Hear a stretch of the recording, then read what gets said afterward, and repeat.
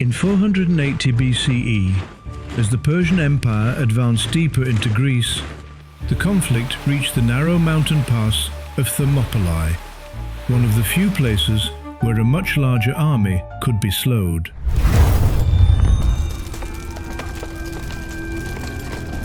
The Persian force was vast and built to overwhelm through numbers, with the objective of pushing through the pass and continuing south into Greece without delay. But Thermopylae offered something different. They weren't only 300, as modern franchises make them out to be. The Greek forces were about 7,000 soldiers. But the 300 were the most elite of Spartan soldiers, led by Leonidas.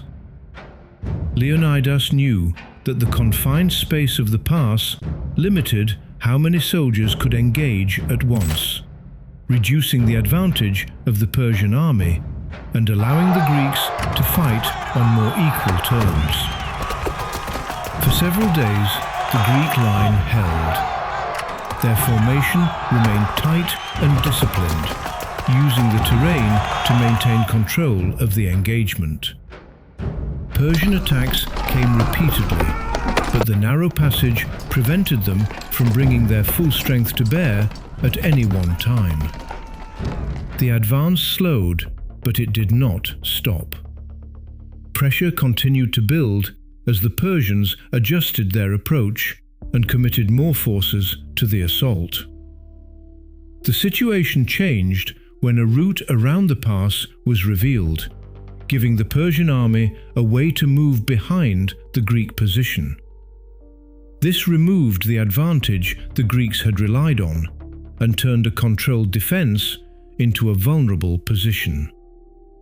The Greek commanders understood the implications immediately. Holding the pass was no longer about stopping the Persian advance entirely, but about delaying it for as long as possible. Some forces were withdrawn to preserve what remained of the army, while others stayed behind to maintain the defense. Those who remained continued to hold their ground as Persian forces advanced from both directions, turning the engagement into a final stand under increasingly impossible conditions. Outnumbered and surrounded, eventually the position at Thermopylae was overcome, and the pass fell to the Persian army, opening the route into central Greece. But the delay had served its purpose. It bought time for the rest of the Greek forces to prepare for what would come next. Because the war was not decided at Thermopylae, it was only moving toward its next phase.